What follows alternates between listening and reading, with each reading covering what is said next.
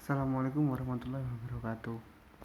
Sebelumnya perkenalkan, nama saya Heri Witanto dari kelas 2019D, NIM 19060464158. Di sini saya akan mempresentasikan tentang tugas sarana dan prasarana olahraga tentang cabang olahraga futsal.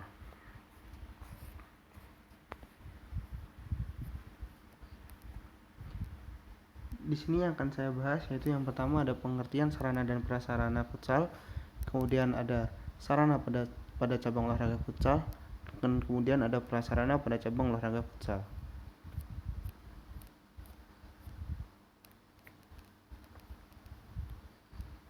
Yang pertama ada pengertian dari sarana dan prasarana olahraga. Sarana dan prasarana banyak diartikan menurut beberapa sumber. Sarana adalah perlengkapan yang dapat dipindah-pindahkan untuk mendukung fungsi kegiatan dan satuan pendidikan yang meliputi peralatan, perabotan, media pendidikan, dan buku. Sarana adalah segala sesuatu yang dipakai sebagai alat dalam mencapai makna dan tujuan. Kemudian prasarana sendiri adalah segala sesuatu yang merupakan penunjang utama terselenggaranya suatu proses, menurut Kamus Besar Bahasa Indonesia. Kemudian pengertian dari sarana dan prasarana yaitu alat secara fisik untuk menyampaikan isi dari pembelajaran.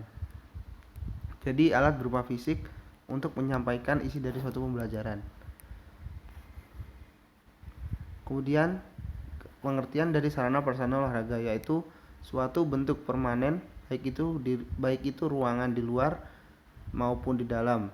Contohnya seperti gimnasium, lapangan permainan, kolam renang, dan sebagainya.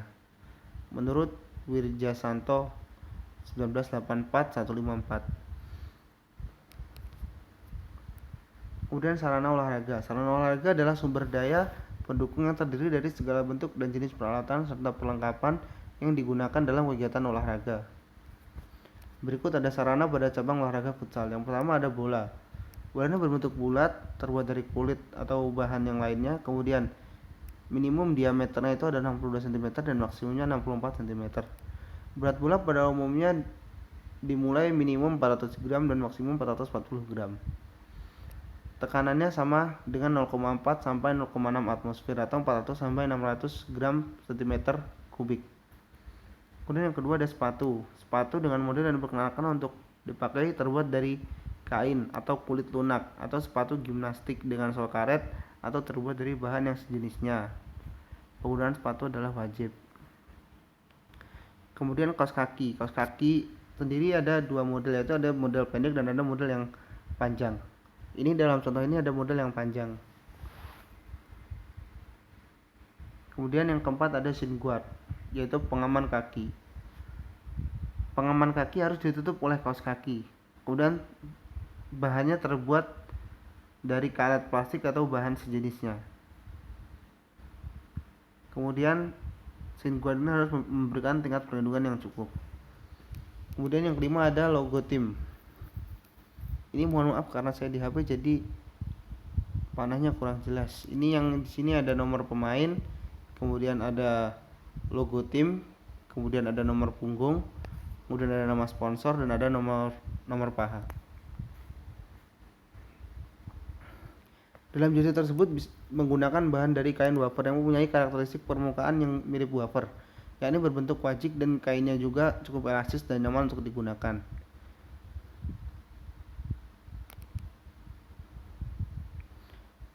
Nomor yang terletak di bagian punggung ukurannya itu 30 x 20 cm.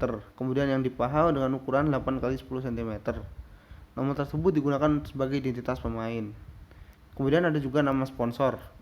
Itu nama sponsor digunakan dari brand yang akan mensponsori sebuah tim. Ukuran dari sponsor biasanya 10 x 30 cm. Kemudian ada nama pemain yang berukuran 10 x 25 cm. Kemudian ada prasarana pada cabang olahraga futsal. Lapangan harus berbentuk bujur sangkar. Garis samping pembatas lapangan harus lebih panjang dari garis gawang.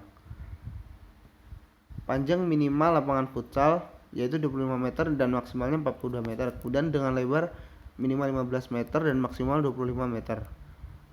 Kemudian jika untuk ukuran pertandingan internasional, panjang minimalnya adalah 38 cm dan panjang maksimalnya ada 42 meter. Kemudian lebarnya minimal 18 meter dan lebar maksimalnya ada 22 meter. Kemudian untuk gawang. Gawang sendiri memiliki panjang sekitar 3 meter, kemudian tinggi sekitar 2 meter. Kemudian lebarnya itu sekitar 80 cm lebar jaringnya. Kemudian ada bench pemain, digunakan sebagai tempat duduk pemain cadangan yang sedang bersiap untuk pertandingan dan pelatih mengamati pertandingan. Bench ini terletak pada samping lapangan, terbuat dari besi, spons, dan dilapisi karet layaknya kursi. Untuk panjangnya bench sekitar 2,5 meter. Kemudian ada ruang ganti pemain. Dalam ruang ganti pemain ada tempat duduk pemain dan terdapat pakaian ganti pemain. Dan ada juga toilet atau kamar mandi. Biasanya digunakan untuk tempat kencing. Ini ada tempat kencing, kemudian ada juga kaca untuk pemain bergaya dan ada wastafel. Kesimpulan yang saya ambil, dengan memiliki sarana dan prasarana yang baik dan dengan segala kemampuan mereka, maka kemampuan atlet di bidang futsal akan berkembang lebih cepat. Karena dengan sarana dan prasarana yang baik, atlet menjadi lebih bersemangat untuk menjalankan program latihan. Saran saya dalam penulisan makalah ini tidak dipungkiri bahwa tidak terdapat kesalahan. Oleh karena itu, apabila membaca dan memahami materi ini, diperlukan untuk memadankan dengan sumber lain. Apabila terdapat kesalahan dalam penulisan ini, kritikan dan saran sangat saya butuhkan. Hal ini disebabkan karena terbatasnya kemampuan pengetahuan dan pengalaman yang saya miliki. Terima kasih. Wassalamualaikum warahmatullahi wabarakatuh.